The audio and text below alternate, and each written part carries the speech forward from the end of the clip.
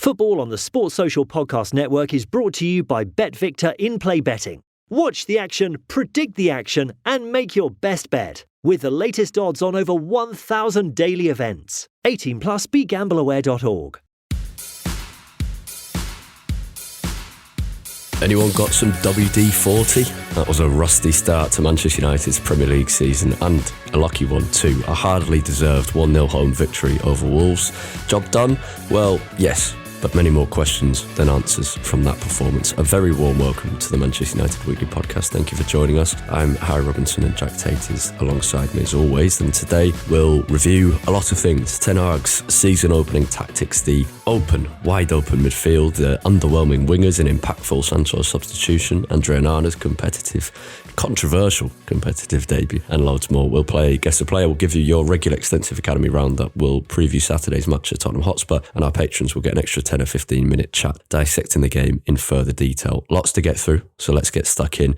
Jack, beginning with our overall conclusions from what is an opening day victory, so we should be happy about. But it was definitely rusty. It was definitely open. It was a bit Solskjaer-esque, wasn't it? It was, yeah. Especially the second half felt very Solskjaer-esque. It really felt like it was kind of just time to hope for the best and hope that the quality in the players that we have would drag us through without too much in the way of kind of any sort of patterns of play from United. Didn't seem to have a great idea of how we were trying to break Wolves down. I think there's quite a bit to take away from that game. That was maybe you could say concerning, probably more things that we just want to see changed. And you'd hope that this was just a case of, first game of the season rust, playing on a Monday night in the first week of the season somehow always feels tough. Like there's a potential for a bit of an upset and, maybe a difficult performance. Definitely a rusty, like you said, kind of a throwback performance to a few years ago. Yeah, I thought the first half was okay, just a bit rusty, and you thought, start the season, as long as we get going in the second here. We had a nice kind of regular ball out to Anthony, and we're beginning to carve out some kind of half chances. And then the second half, Wolves had really figured out what we were doing, which wasn't a huge amount, and stepped things up a bit, and we seemed to drop off even further. We often talk about Ten Hag's tactics in good victories, but it's probably more important to talk about our tactics and the opponent's tactics in defeat or in games like this where we didn't quite deserve to win. So did you feel that Wolves did anything out of the ordinary to make us look poor, or were these familiar issues for United? I thought Wolves set up well, but I don't think it was anything extraordinary. It was a pretty simple, basically man-to-man press. They had sort of set up with their front two in Matheus Cunha and Pablo Sarabia, pretty much tracking Varane and Martinez. Shaw would usually come inside, as we kind of predicted would happen, as Mount's position was much higher up the pitch than Eriksen's was last year. So you effectively kind of ended up with Wolves' front five pretty much matched up man-to-man to our back five, the back four plus Casemiro. And I think the issue for United, you mentioned that the outball very often was to Antony and Garnacho, and that was definitely the main source of kind of attacking promise that we had down the sides. I think the issue for United was that we weren't ever really able to get anything going through the middle of the pitch. Almost every time either Casemiro, Mount or Shaw received the ball in midfield, they had usually Nunez Gomez, but really any of those three Wolves midfielders immediately on them. They were unable to turn, and we weren't able to play through the middle of Wolves, get those balls into Bruno Fernandes or Mason Mount on the half turn and then get them playing forward from there. It just meant that even when we were able to get the ball to Garnacho or Antony, we weren't ever able really to take any of Wolves' defence out of the game. So even when we did manage to get the ball into decent wide areas, there was still, 7 or 8 Wolves players back there. Right. I have a couple of ways I think United should have gone about it differently, which I can come on to in a second. But I mean, how, from in the stadium, did you get the sense that was an issue for United, not being able to play through midfield? It's always hard when you're in the ground, especially first match of the season. You've had a few pints before. I've watched back most of the game, but really understand it from a slightly different angle. It just felt just so flat and not enough movement, and it felt like all the individuals just looked rusty. And when there was that excitement at the start of the game when Antony or Garnacho got it, and it just kept not coming off, especially with Garnacho, which everyone was so excited after that performance against Alonso at Old Trafford a week and a bit ago, like 9 or 10 days before this game, where he looked so sharp, and it looked like this player who's on the cusp of stardom was about to kind of explode at the start of his second full season. And it wasn't there. He didn't have... He kept trying those one-on-one opportunities, and it just wasn't coming off. And I think that's in the first half we did create some of those opportunities. So that's what I mean about how it felt like in the second, if that was not a terrible foundation for the second half, being 0-0, Wolves hadn't caused us too many. They'd got through a couple of times, but it was really in the second half where they started just racing through our midfield and time again. And that's when you thought, we've been lucky here. Yeah, the game became very stretched, very disjointed, and from United's point of view, we weren't able to really ever stem the flow of Wolves' attacks, especially, like you said, those runs from deep in midfield. It seemed like every time we lost the ball, there was a big focus on trying to surround whichever Wolves player had won it back. You know, the idea being either you win it back immediately or give away those very cynical fouls, and United weren't doing either. And so then it ended up with Casemiro trying to marshal sort of 50 yards of space. I felt in the first half and in the second, but by the time the second half came around, like I said, the game was just a bit of a mess in terms of the structure of it. Yeah, I think there were two things that United should have done better to get around what Wolves were trying to do to stop us playing forward. The first was that we could have done some more longer balls over that initial front five of Wolves to then isolate the back five. Because Wolves' structure, their shape with their front five was good. But like I said, they were going man to man. So if we were able to bypass that, those first two lines of defence, we're also man to man with their back five. And so then you've got Garnacho, Rashford, Anthony, Bruno Fernandes and Mason Mount, who have the run of things now up against Wolves' defence. So that really is what I was looking for more. And it happened once, right around 20 minutes. Onana had the ball on the edge of the box. There was no good options. Shaw made a good run to drop deep that dragged one of the Wolves midfielders with him. And then Onana played a brilliant ping pass straight out to Garnacho, and he was immediately one-on-one against Semedo. That, for me, didn't happen often enough, and I hope that's something we'll see more, because we know that Onana has more than the ability needed to play those kind of passes really accurately. The other one is, I was looking for just some better movement from United. There was very, very little in the way of anyone trying anything to try and drag Wolves' front five out into a position they didn't want to be in. We never really saw a midfielder dropping in as a third centre-back. We never saw one of the wingers dropping really deep. That's true, actually, because that was one of the key things that we noticed in pre-season. And actually, there's been this big emphasis at the moment and discussion about how Ten Hag's making the academy teams play in the same way. And having watched the under-18s and the under-21s this weekend, that's also, it's really notable, that third centre-back dropping in and a midfielder dropping into defence, and sometimes you're seeing the centre-back go forward. So for the 21s against Palace, and I'll tell you about that game later, but like Ted and Mengi was going into midfield from centre-back, and I think it was Toby Collier was dropping back into centre-back, and so it feels like that's kind of one of Ten Hag's things for the whole club, and we definitely saw it in the first team in pre-season. But that was, you're right, that felt like it was completely missing. I mean, if you go back and watch the game, you'll see there's probably, in the first half, 6 or 7 occasions where Onana has the ball at his feet for 5 or even 10 seconds, and every United player in shot is walking, basically. It was that's I think where the rust comes in. It just seemed like, for whatever reason, kind of the intelligent movement that, like you said, we did see in pre-season, especially the second most recent game against Lens, but the most recent game where a full team of starters played. We did see that a lot, especially between Shaw, Martinez, Casemiro, Varane. We commented on it in our last episode. So it was just strange not to see that carry through into the first game of the season. You just got to hope it was just kind of an anomaly for this game with a bit of rust. Yeah. There's quite a few questions. Well, the midfield is I think kind of the key debate here, and we've got a couple of Patreon questions on that subject. And Matt Peck says, how worrying is the composition of our midfield based on that Wolves and the pre-season games? It seems like they can be run through with ease. Is this another start to the season where Ten Hag is experimenting with midfield? And do you think it might change quite quickly based on these first couple of performances? Or do you think he's willing to kind of see it through this time until we get it right? Because at the moment, the key thing, Casemiro just looks so exposed. Yeah. And we know that Casemiro's biggest weakness in defence is that he isn't the most mobile. He never has been. That's why he dives into so many challenges, because players are able to run past him, and so he has to dive in, try and make a tackle earlier than other midfielders would have to. And that's fine. That's just part of his game. I think Ten Hag will stick with this midfield. He's obviously brought Mason Mount in for a reason, and he thinks that he can set this midfield up in a way that is going to be able to, still handle that defensive workload. I think the idea is that if United are still able to play out from the back through midfield with this trio in there, we will then have an extra person in Mount much higher up the pitch. If you look at United's pass map from this game, Mount is basically as advanced as Bruno Fernandes. So the idea is that you then have an extra player high up in the middle of the pitch able to, exploit the attack. Yeah. I think if Ten Hag sees that bringing Shaw inside into midfield, which was sort of the way that we created that double pivot next to Casemiro, that was obviously the role that Eriksen was mainly playing last year. I think if Ten Hag sees that isn't working and we're just not able to work the ball through midfield at all, then he might be tempted to change. But I think we will stick with this for a few games yet. Yeah, I guess the average positions map is very funny. Casemiro is so exposed when the kind of the average positions of each player worked out, and United had that.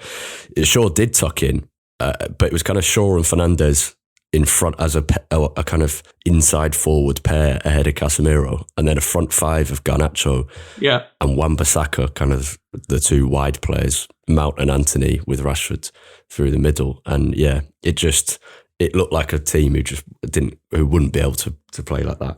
I think it's worth pointing out that there were a lot of very average individual performances.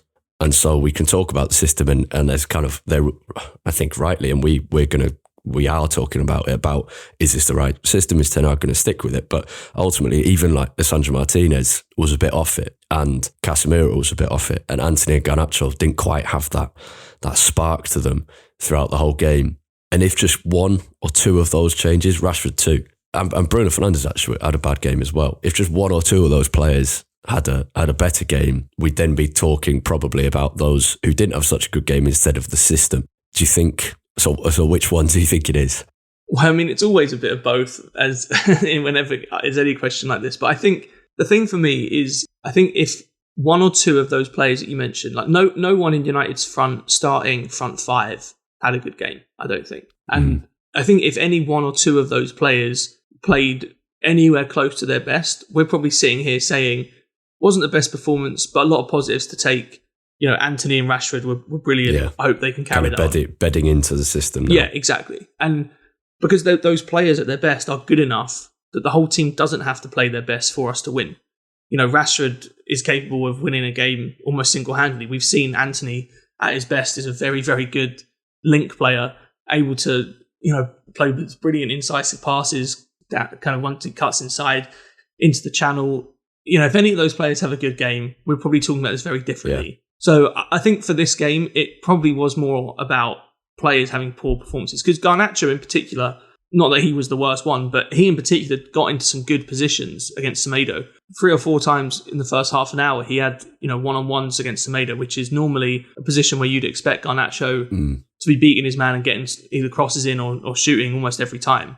So in that sense, I think you could say the system wasn't brilliant. It clearly had some downfalls, but we did create situations that you would expect us to take advantage of, and then the players didn't. And it was the same with Antony on the other side as well. Yeah, and it also feels like the first half is where we can really take some conclusions from, and the second half it kind of... Second half was the game. The game kind of fell apart anyway, so it's less useful to take conclusions from that. We're going to carry on talking about the game, but guess the player. It would have been interesting, just to add one last thing, it would have been interesting to see how the game panned out if United hadn't have scored when we did. Because the 5 minutes leading up to the goal, we had finally started to get a little bit of control in the game. We were putting on a little bit more side pressure, and that obviously led to the goal. That's one of the positives, isn't it? Yeah. It just would have been interesting to see how much we were able to keep up that kind of pressure on Wolves if we hadn't. That's the positive, is that when we actually switched on and played with a bit of intensity, we scored, and it wasn't a long period. So that's the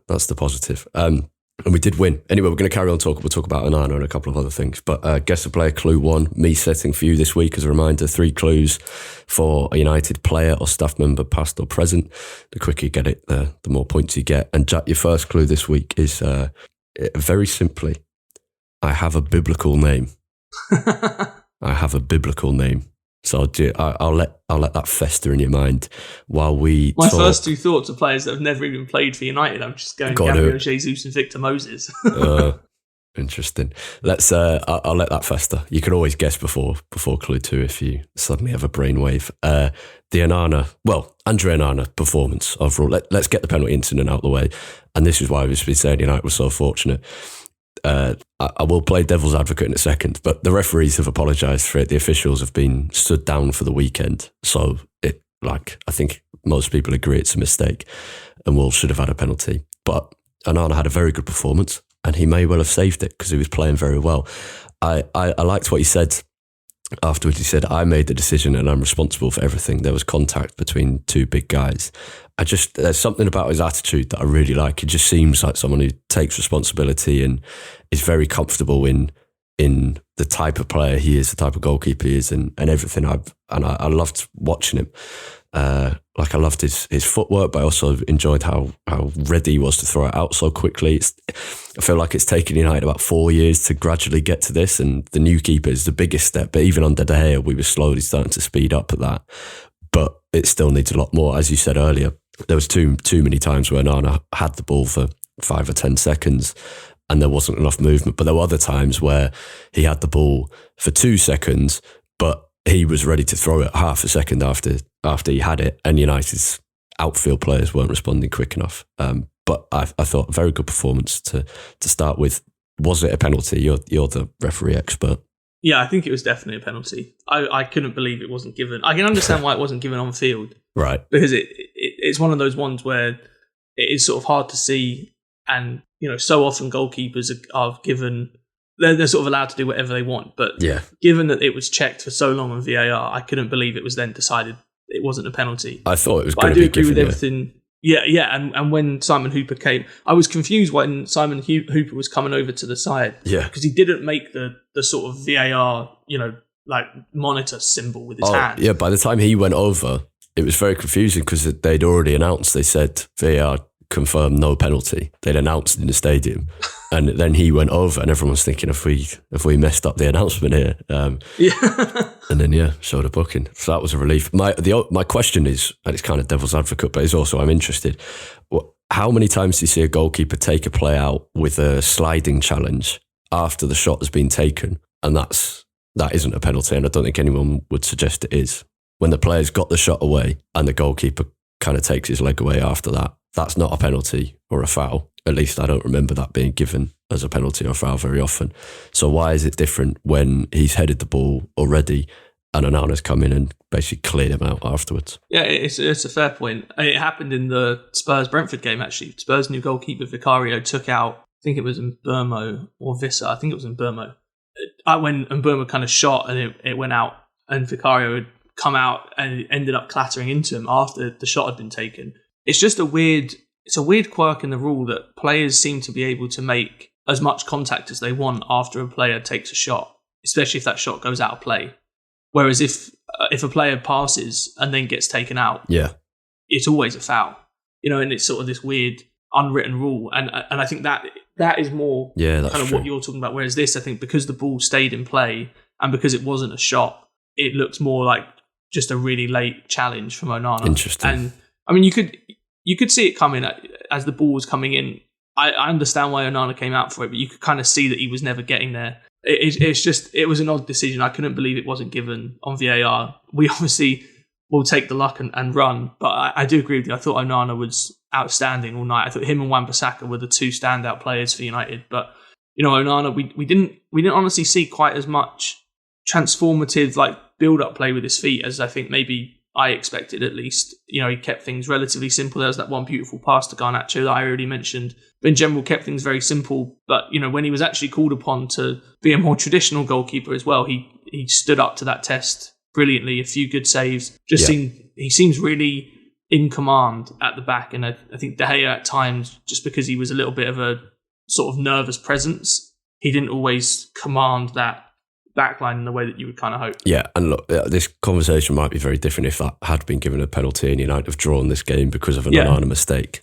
But my seat was very close to where the goal he was keeping in the second half. So that incident and all of that, and just I feel like especially with a goalkeeper, but you always get a feeling with a new signing at United in their first game at Old Trafford. Does it feel right? Do they feel like they've got a command on the game rather than the stage is too big for them? And especially with keepers. I mean, if you go back to the start of De Gea's United career, it was a struggle. And obviously between Schmeichel and Van der Sar, there were many struggles. It just felt right, and he looked like he belonged, which is no surprise. Like, he's had outstanding Champions League performances, including in a final, and has been a great goalkeeper in Europe for several years. But it's still a step up, and yeah, it just felt right, which is a very good sign. Who else was? Sancho was very good when he came on, which is worth pointing out, isn't it? Yeah, very good. He was really the only attacking player that was able to carry the ball forward. He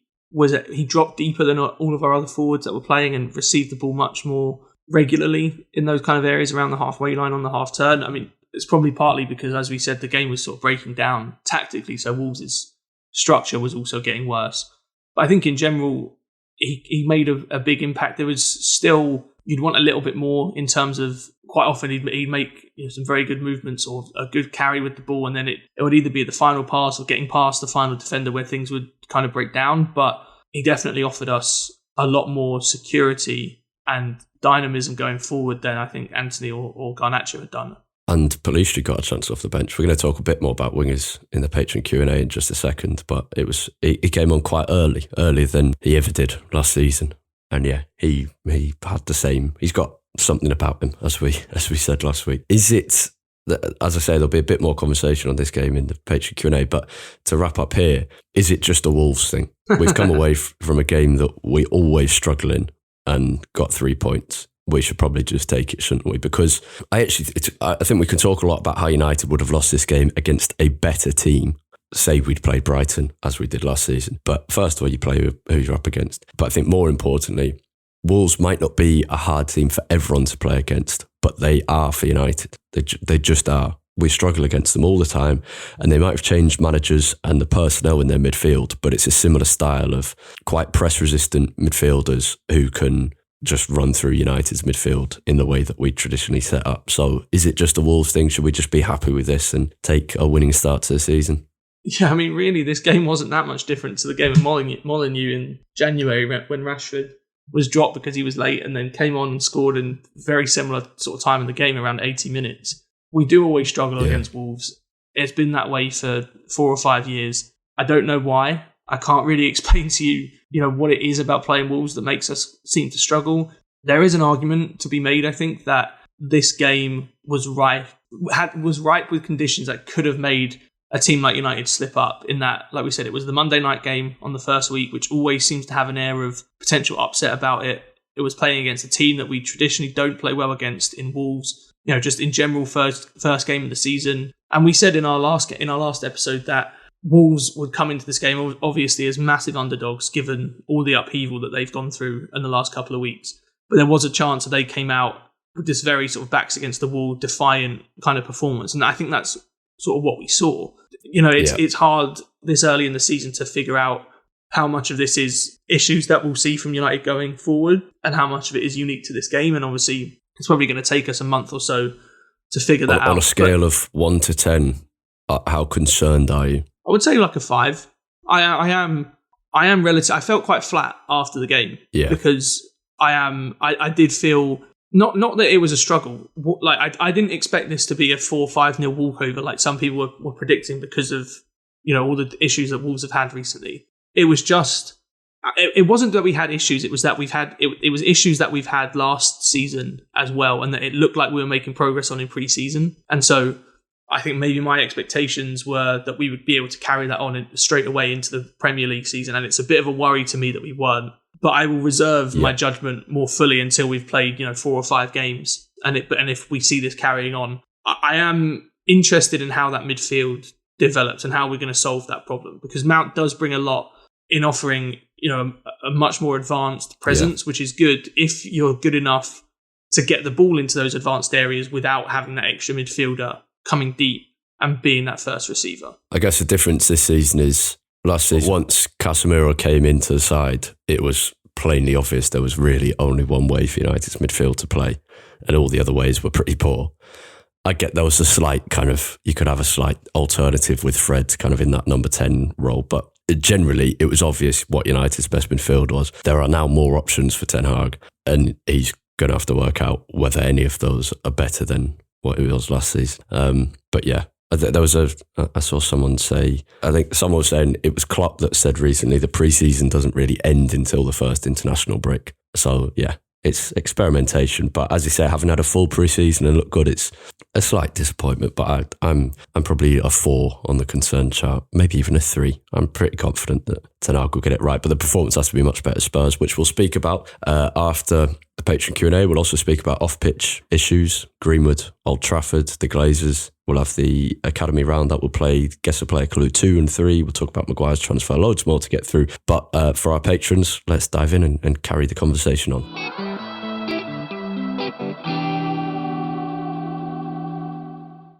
Okay, back from the Patreon Q&A. Interesting question on who would make United's five-a-side team that we're going to come back to again next week as well. If you want to sign up to be a patron, go to our Twitter at UTD Weekly Pod for information about how to do that for as little as a couple of quid a month.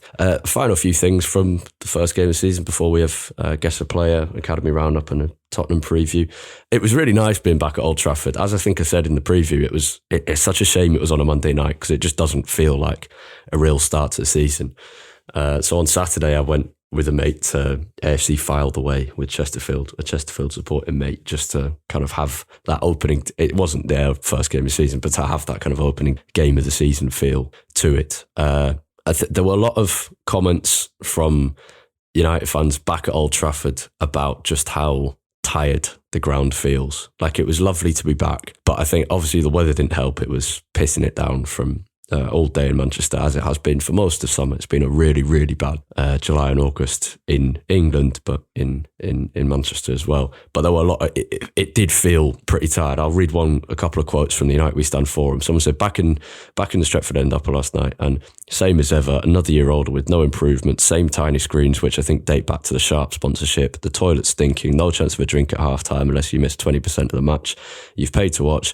It's sometimes only after a break that you realise how neglected it has been, and I agree with that. There's work going on behind the scenes, and there was a letter from the Colette Roche, the CEO, to match-going fans pre-match about what's changed, and yeah, the rail seating is great. I love it. Well done to everyone involved on that. The fact the executive area in the Stretford End is going to go next season, brilliant. Well done on that. But it's not enough. Like, Old Trafford does feel tired. The concourses are so bad. The options for food and drink are so bad. If you can even get to the front of the queue in time.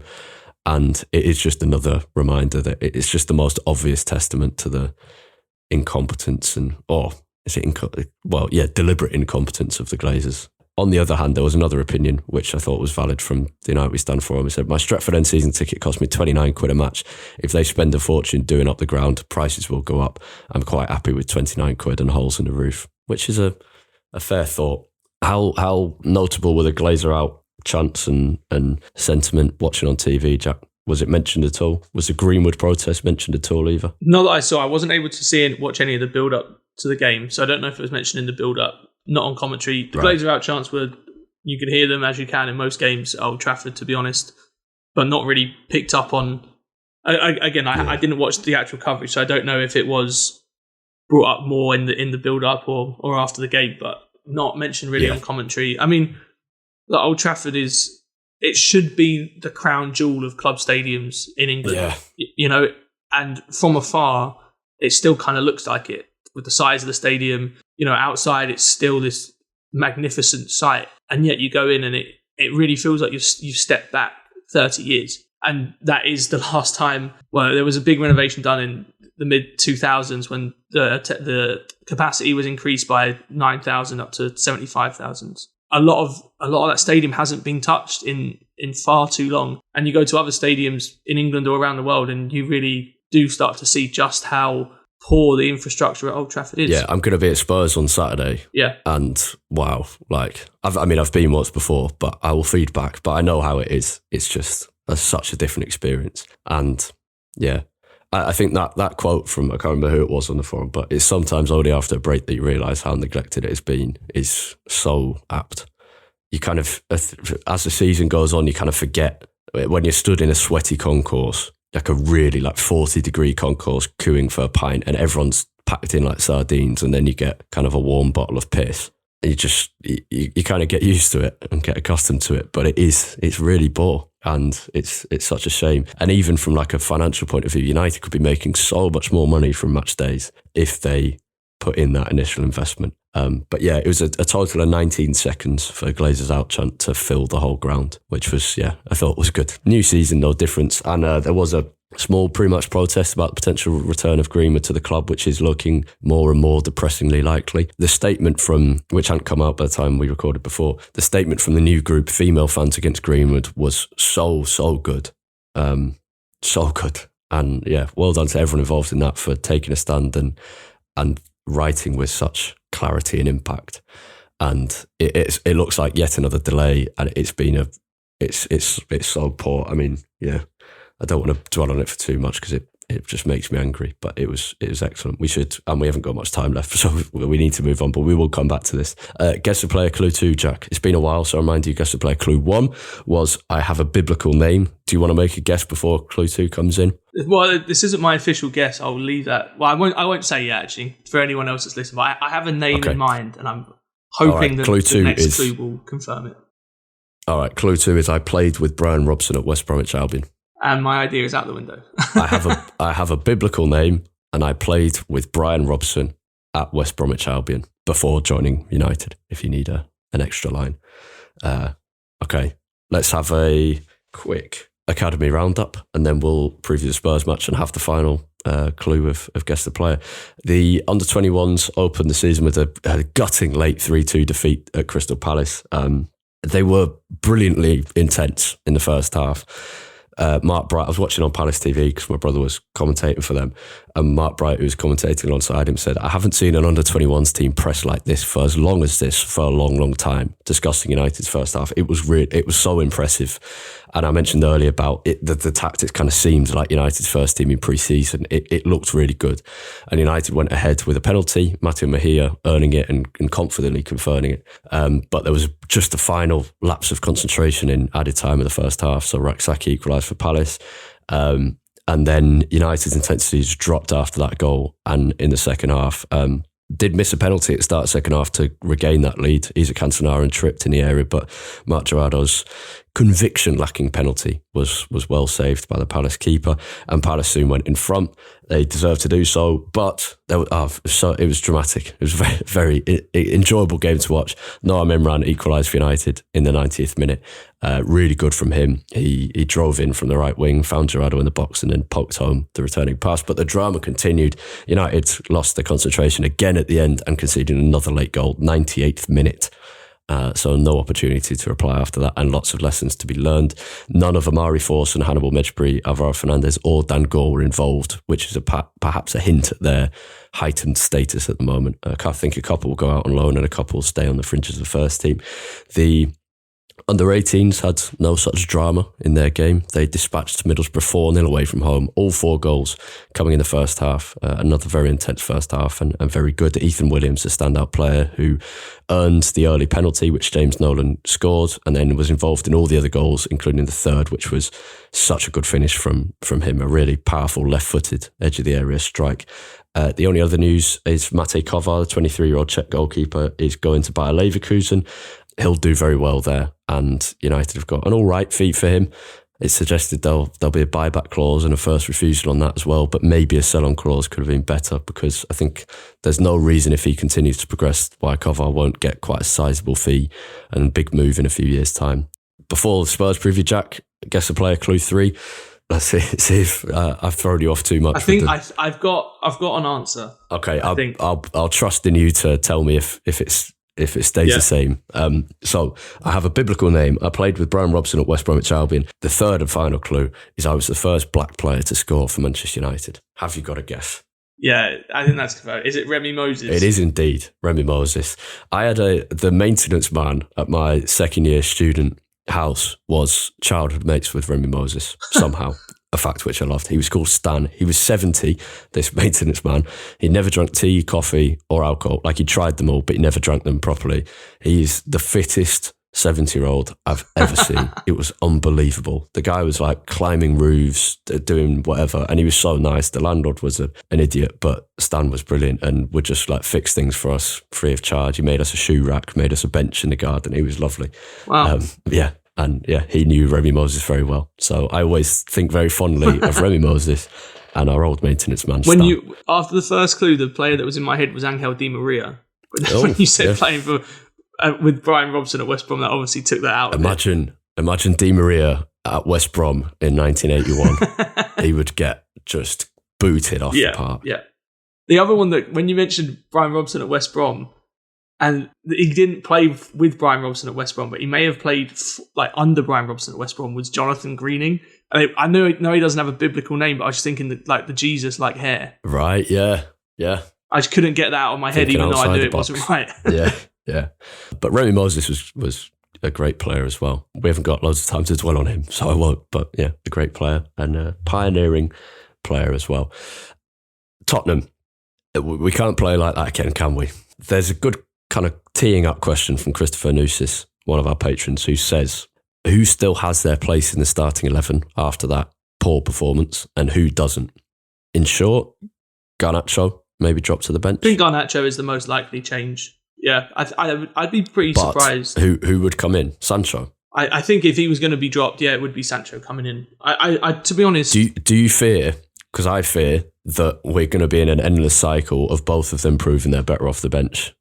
It did come to mind. And I don't know who tweeted this, but I saw from someone saying, it's no surprise that what Garnacho comes on and does at the end of games doesn't work from the start because the game is in a very different state. And I think that's a very fair point. And Garnacho at some point is going to need to learn how to be maybe a little bit more clever in how he approaches, one-on-one battles against fullbacks when the game isn't quite as stretched as it normally is when he comes on. So in the last 15 minutes, I do think that is a risk. To be honest, I think if it was me, I would actually keep the team unchanged, and it wouldn't surprise me if that is what happens. But I think if there was going to be a change, Garnacho to Sancho would probably be the one that I wouldn't be would be the least surprised. Did you watch Tottenham's opening game? I did. What did you make of them? Because I listened to it, so I have an idea of how they played, but I didn't watch it. I've got to say, I was impressed, actually. I thought there is clearly a massive sea change from last season under Conte. Very different style of football. The first half, they were very, very open. And I think a player like Garnacho could exploit that massively. There were so many times Brentford were able to quickly break up the field after winning the ball back. And Spurs were effectively leaving themselves like 2v2 all the time. Second half, they had much more control. They were playing on the front foot much more than in previous years. I think James Maddison is the real sort of kind of creative danger. But I think more so than in previous years against Spurs, probably going to expect United to have less of the ball and play more on the counter-attack. Whereas in previously, Spurs have kind of sat back, let teams come onto them, and they've tried to be the ones counter-attacking. The obvious issue is where the goal's coming from for them, but Maddison is a very good creative player. I think for United, the key is just going to be not letting Spurs get on top too much early on, because I think you could definitely see this stadium being very raucous in sort of a defiant post-Harry Kane world. And if they come out and have a good start, I think it could be tricky for United. But I think the way that Spurs are now playing under Postecoglou is going to open up a lot of chances for United on the counter-attack, which is our bread and butter.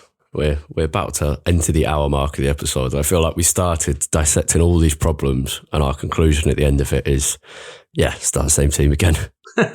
Football's a weird sport. Yeah, it's nice to have it back, isn't it? I think it's just one of those things where you need to find out if this is a against Wolves problem or if it's a longer term problem. And the only way you do that is by not changing everything massively straight away. Yeah, and it's fairly obvious to say, but getting a win here would be massive because you'd expect United to beat Forest at Old Trafford. Not necessarily, I'm not saying they're going to, but as in United should be beating Forest at Old Trafford. And if you can win away at Spurs and have 9 points from your first three going into a game against Arsenal before the international break, having kind of ridden your luck in the first game as well would be brilliant. But let's see. Are you confident? I am. Nice. United's away form can't be worse than it was last year. So I think we'll draw. It wouldn't surprise me to see another. Isn't too bad. Spurs obviously drew Brentford 2-2. It wouldn't surprise me to see a repeat of that result. I agree. 2-2 is not a bad shout. United haven't won an away league game in London since before COVID, I think is a stat I saw. Before the World Cup, I think. We won at Fulham in that makes a lot of December. sense. That was the last game before Did you do the Andy Mitten quiz in the National? One, yeah. That's where I saw that stat. I was thinking as I said it, that can't be right. Yeah, that's right. Since before the World Cup. So it's not so bad. But yeah, we played at Palace, Arsenal, Spurs. Was there anywhere else we played? West Ham, all since the World Cup, and didn't win a single one. I was at 2 of those, yeah. I hope I'm not a curse. Anyway, let's see. It's nice to have football back, and thank you very much for listening, everyone, to the latest episode of the Manchester United Weekly Podcast. For more of our thoughts throughout the week, you can find Jack on Twitter at UTD Tait, Tait. And you can find me at Harry Robinson64, and the podcast itself at UTD Weekly Pod. Thank you for listening. As always, thank you for your support, and if you've enjoyed the show, maybe consider leaving a review, because it really helps us out. But other than that, I hope you enjoyed United's return. I hope you enjoy the game on Saturday. I hope you have a great week. Goodbye.